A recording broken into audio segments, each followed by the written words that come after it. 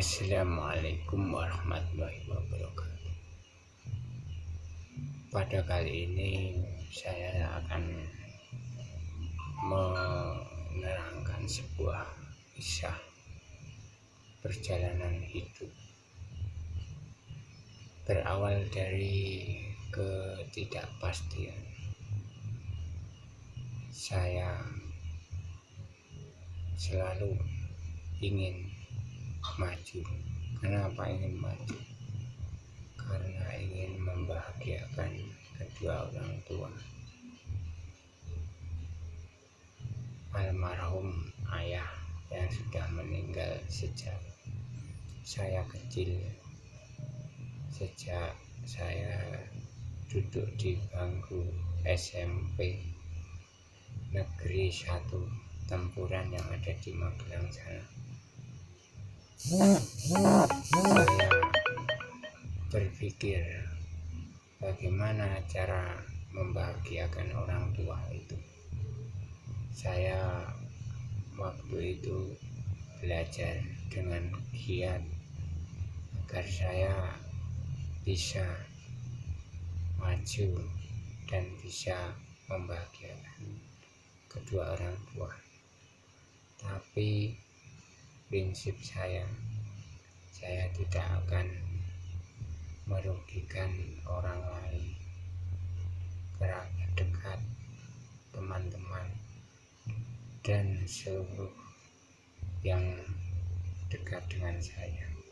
Prinsip saya, kalau bisa saya menolong mereka daripada saya menyakiti mereka. Hal itu yang menjadi tonggak perjalanan kisah saya. Pertama saya lulus SMP itu tahun 2000. Saya prestasinya ya kurang begitu bagus dalam berpendidikan, tapi saya ingin maju walaupun saya di bidang pendidikan kurang memadai. Waktu itu saya kerja, mau melanjutkan ke sekolah kan tidak ada biaya, waktu itu kan tidak ada bantuan tahun 2000-an. Mau ke SMA itu saya sudah tidak bisa melanjutkan karena terbentur biaya itu. Kemudian saya bekerja, ikut kakak di Semarang. Lalu saya bekerja itu waktu itu kan masih kecil, jadinya ya kan tenaga agak kurang. Waktu itu saya kerja di sebuah toko di Semarang, toko bangunan itu. Waktu itu yaitu saya pertama-tama ingin memberi uang kepada orang tua yang telah membesarkan saya. Tapi kan dalam proses pekerjaan itu kan kalau di toko bangunan itu kan agak berat ya.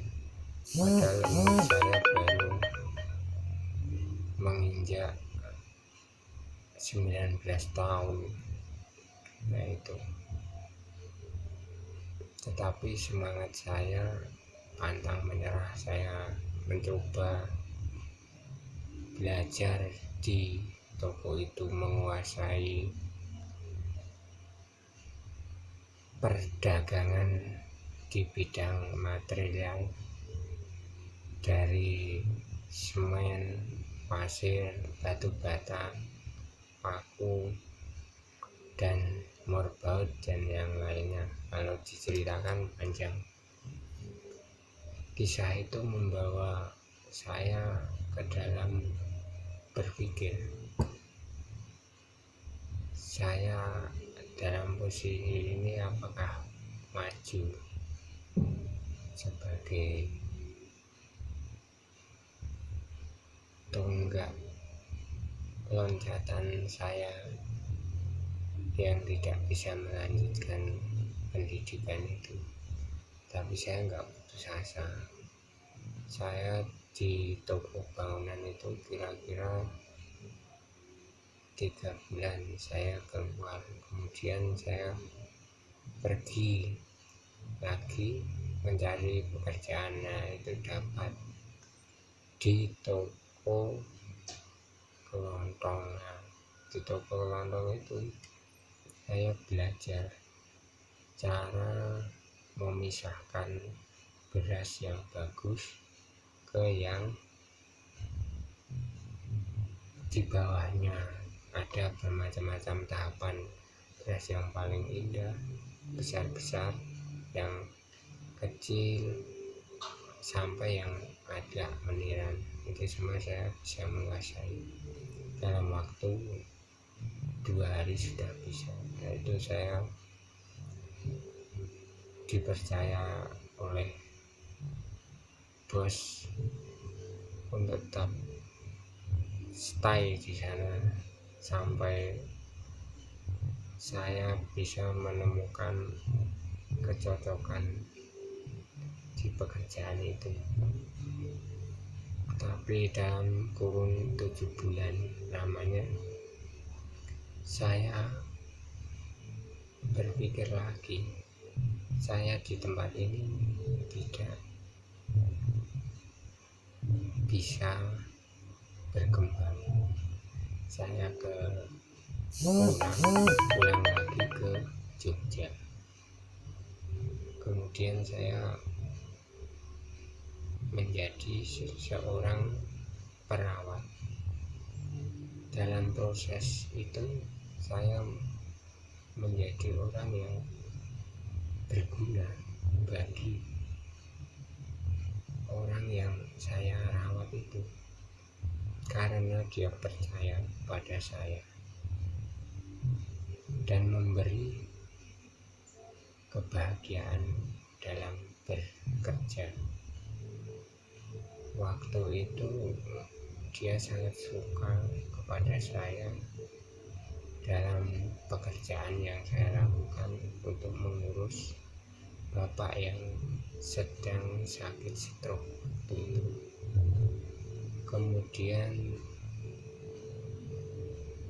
dalam jangka waktu ya sekitar 7 bulan saya berhenti karena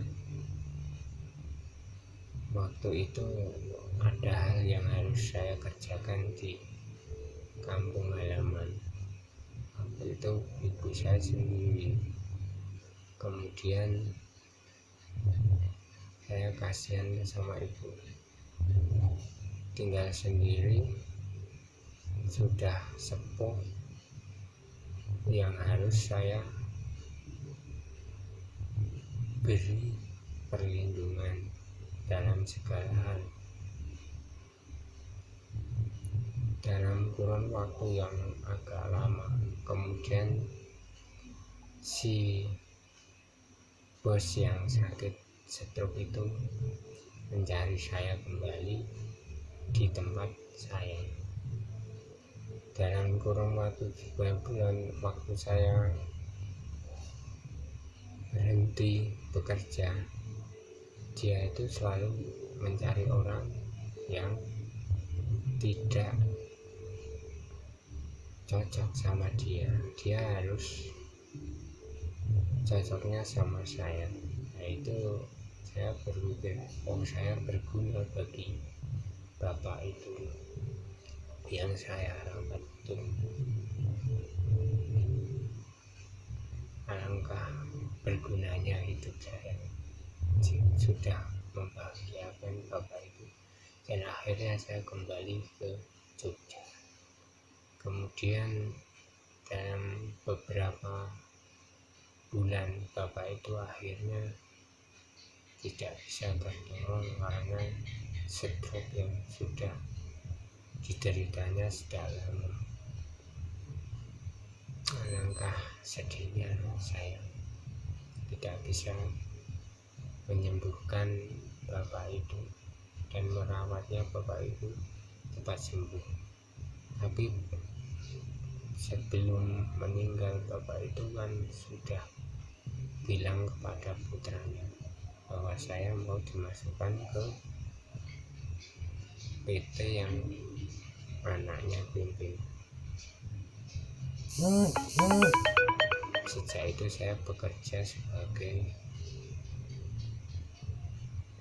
yang mengurusi pergudangan waktu itu. Pergudangan, alhamdulillah saya bisa bekerja di tempat yang lebih nyaman, tentram, dan memberi kebahagiaan kepada orang tua dengan cara memberi uang untuk kehidupan ibu saya yang tinggal seseorang itu. Kakak saya kan semua udah menikah, kemudian adik saya juga. Nah, sekarang kan ibu saya udah ada yang ngurusin. Sekarang juga saya udah berkeluarga dan hidup bahagia bersama istri dan tinggal di Jogja dengan alhamdulillah dengan kecukupan, tidak lagi kesusahan. Setiap bulan ya kalau nganu saya pasti mengirimi uang kepada ibu saya, dan setiap beberapa bulan sekali saya pulang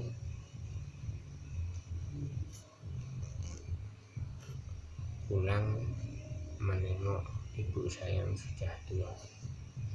Semoga cerita ini bisa memacu Anda untuk maju ke depan.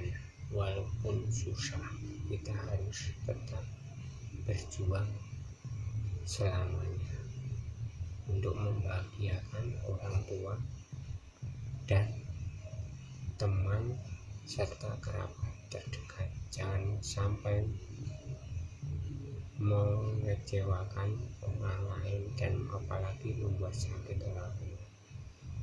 Kisah inspirasi dari Suyitno Alexander. Wassalamualaikum warahmatullahi wabarakatuh.